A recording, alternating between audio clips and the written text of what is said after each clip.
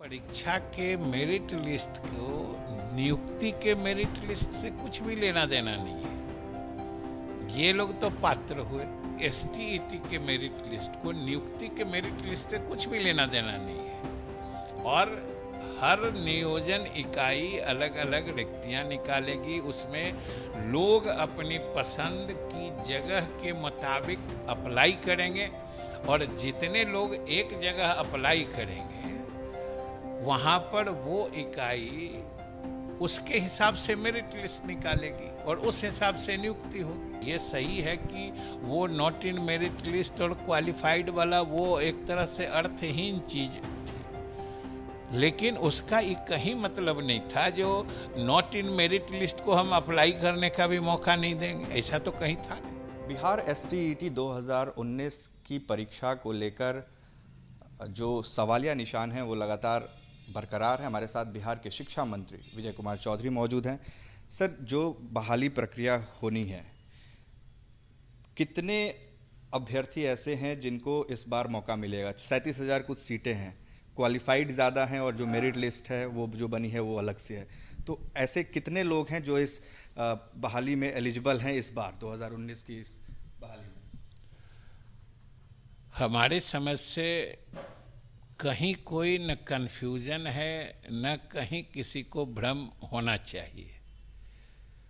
फर्क ये समझना चाहिए कि ये एलिजिबिलिटी टेस्ट है, पात्रता परीक्षा है। इसमें जो भी पास होंगे उनको जब शिक्षकों की नियुक्ति की प्रक्रिया होगी तब ये लोग अप्लाई करने के हकदार होंगे। और पात्रता परीक्षा के मेरिट लिस्ट को नियुक्ति के मेरिट लिस्ट से कुछ भी लेना देना नहीं है। ये लोग तो पात्र हुए।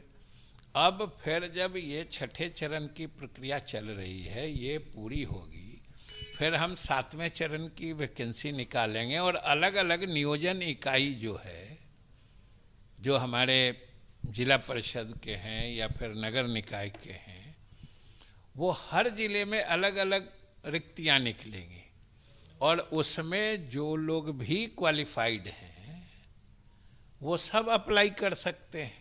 सवाल यही उठ रहा है मंत्री जी कि जब नियोजन इकाइयों को ये भर्ती करनी है तो फिर जो बिहार बोर्ड है उसके मेरिट लिस्ट निकालने का क्या तात्पर्य रह गया, जबकि ये सिर्फ एलिजिबिलिटी टेस्ट थी?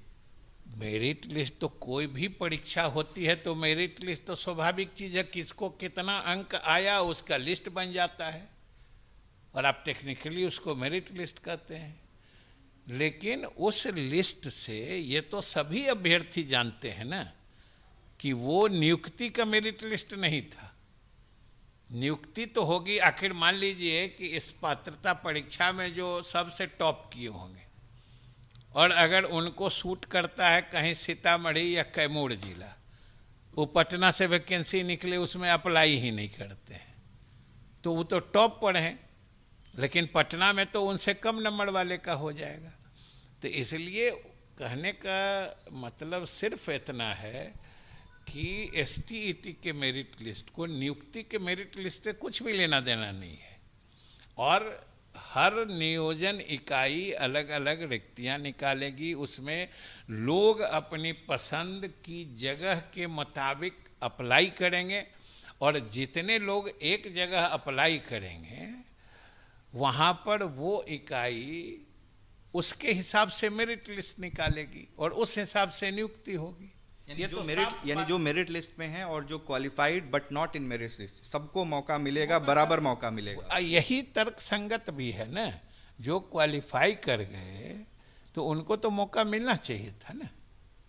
और वो जो है, अगर एक तो ये सही है कि वो नॉट इन मेरिट लिस्ट और क्वालिफाइड वाला वो एक तरह से अर्थहीन चीज थी, लेकिन उसका एक कहीं मतलब नहीं था जो नॉट इन मेरिट लिस्ट को हम अप्लाई करने का भी मौका नहीं देंगे, ऐसा तो कहीं था नहीं।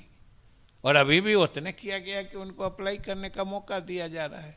और वहाँ भी जो मेरिट लिस्ट में ऊपर हैं, आखिर वहाँ अप्लाई करेंगे तो उनकी मेरिट अगर ऊपर है तो ऊपर ही रहेगा, उसको तो कोई खींच के नीचे नहीं कर सकता। 2011 एसटीईटी जो पास कैंडिडेट हैं उनको भी इस 2019 की बहाली में मौका मिल रहा है? कितने 2011 के पास आउट कैंडिडेट हैं सर? नहीं, बिल्कुल, वो तो उस समय पता चलेगा ना, जो 2011 के कितने बचे हुए हैं और कितने लोग उसमें रुचि दिखाते हैं।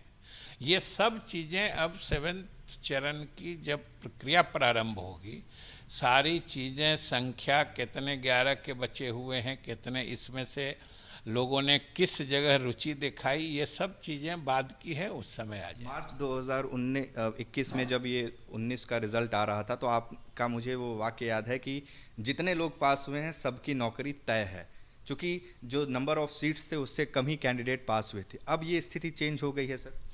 स्थिति तो अब पहले जैसे जो 2011 वाले थे वो उनकी पात्रता की अवधि समाप्त हो चुकी थी, लेकिन एनसीटी ने फैसला लिया, फलस्वरूप वो सब जगह लागू हो गया। अब जो 19 में भी पास किए हैं ये तो सबके लिए बराबर लागू है ना।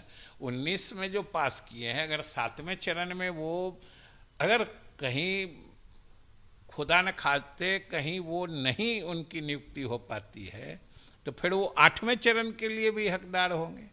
उनकी पात्रता जीवन पर्यंत, यानी जब तक वो उम्र सीमा के अंदर हैं उनकी पात्रता बनी रहेगी। ये फैसला भी तो सबके हक में है।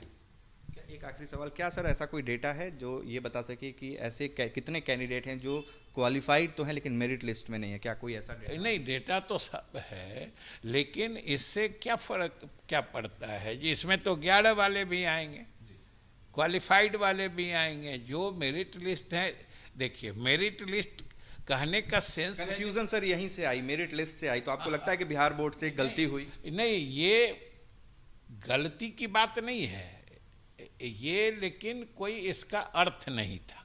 तो मेरिट लिस्ट और qualified but not in merit, इसका कोई अर्थ नहीं है, ये कहना है बिहार के शिक्षा मंत्री का। जो भी कैंडिडेट एसटीईटी की परीक्षा पास की है उनकी उम्र सीमा रहते हुए वो हर तरह की परीक्षा के लिए पात्र होंगे, ये कहना है बिहार के शिक्षा मंत्री विजय कुमार चौधरी का। हमारे सहयोगी आनंद कुमार के साथ उत्कर्ष कुमार सिंह, आज तक, पटना।